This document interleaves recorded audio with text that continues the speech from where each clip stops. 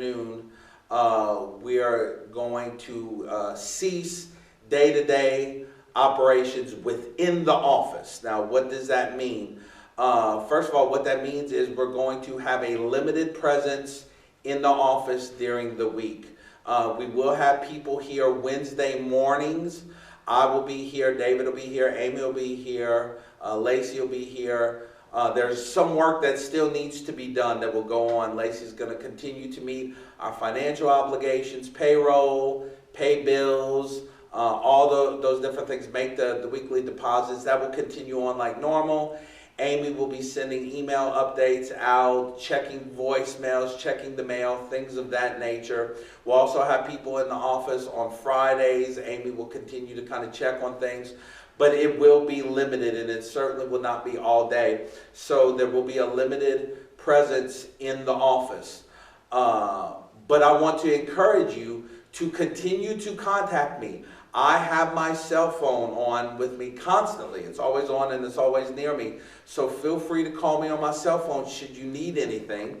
I get emails delivered to my phone, so you can email me if you would rather do it that way, and I'll make sure to get back with you.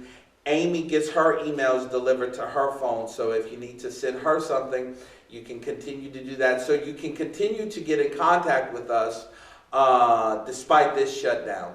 Let me tell you some other things that this is going to affect. Obviously, this is going to affect Wednesday night community groups because of the threshold of 10 that the governor set before us. So until further notice, our Wednesday night community groups have been suspended. That includes everything here at the church and what our students are doing. But I'm really excited. David is continuing forward in some really creative ways to engage with our students through videos and online handouts, things of that nature. So pray for him as he continues to engage with our students and collegiates in the best way that he can. And I want to tell you something really exciting that David actually gave me this idea this morning. We are going to produce weekly videos on Wednesday mornings at 9. We're going to gather here and we're going to produce weekly videos. And what's this going to be about? What's it going to look like? I have no idea. That's the best part of it. I'm going to call it JP and Friends. And this is just going to be encouraging one another, encouraging you. Maybe David and I will be talking one week and have a discussion on a passage of Scripture. Maybe we'll have a panel discussion on what the Lord is teaching us through this season. I don't know what this is going to look like, but I know it's going to be on a weekly basis every Wednesday morning.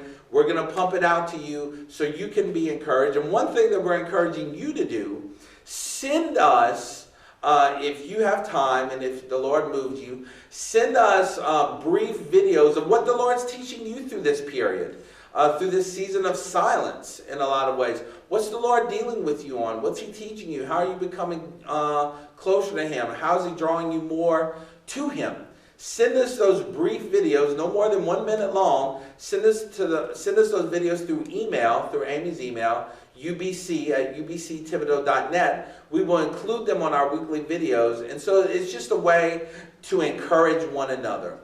And so we're trying to do all we can to continue to be the church during this period of separation. It is not easy, but we're going to get through this, church. And I'm excited about what lies ahead. David just told me this morning that 900 people, nearly 900 people, viewed our worship service yesterday. That is obviously an all-time high of people viewing our worship service. To God be the glory on that. He's going to do great things through that. And so let's rejoice with him on that and pray that there could be a continued time of harvesting through this period of separation. I do want to encourage you to continue, church family, to be faithful in the tithe. Obviously, you're not going to have an opportunity to bring it by the church office, but I would encourage you to be faithful in mailing it. We are going to check the mail multiple times during the week. Be faithful in mailing it. And then also, you can do it online, www.ubcthibodeau.net. On the menu tab, there's an option for online giving. It says give. You can't miss it. You can give that way. We need you to continue to be faithful in the tithe. These are difficult times. We know, we're confident that the Lord is going to see us through it, but it depends on us to a large extent. So continue to be faithful in the tithe. Let me encourage you to continue to reach out to one another. It's now going to even be more difficult during this period of separation, considering that the office is not going to be open on a regular basis. Text each other, call each other. Do not visit each other right now. As difficult as that is, just heed what the governor has advised us to do as responsible citizens, not only a kingdom, but of this state as well. So don't visit one another, but text one another, call one another, be the church body. If you are a small group teacher, reach out to your small group, to individuals in your small group. Let them know you're thinking about them. Let them know that you care about them. They need to hear your voice right now. This is going to be difficult, so it takes all of us coming together. So that's where we are right now, church. I wish I had some better, more encouraging news for you, but we're dealing with this the best we can, and we're going to get through this. Obviously, we're going to be shut down on a regular basis through April 13th. That's the length of time that the governor's executive order goes till. And so we'll reassess as we get closer and go from there.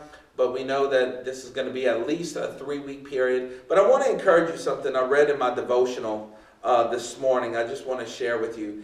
Strangely enough, my devotional time this morning was entitled, Enter the Silence of God.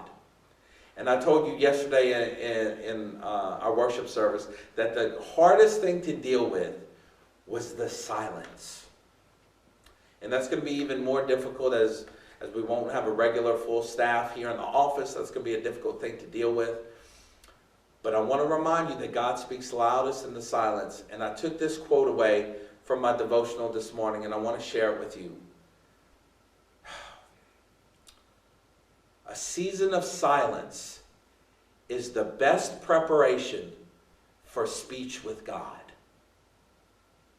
I want to say that one more time. A season of silence is the best preparation for speech with God. And I earnestly, 100%, without a shadow of a doubt, believe that God is preparing to speak to the body that is UBC in a really big way. But to do that, we've got to be silent first. So this season of silence is not easy, and it's not even fun. But it is the best preparation for speech with God. God is preparing to speak with his people. But we prepare to be silent and listen. God bless you as you're silent. God bless you as you listen. I love you, church family. I'm here for whatever you need. We're not going anywhere. We're just separated for a little while. But may God be glorified in our separation. If you need anything, call me, email us, and we'll do our best.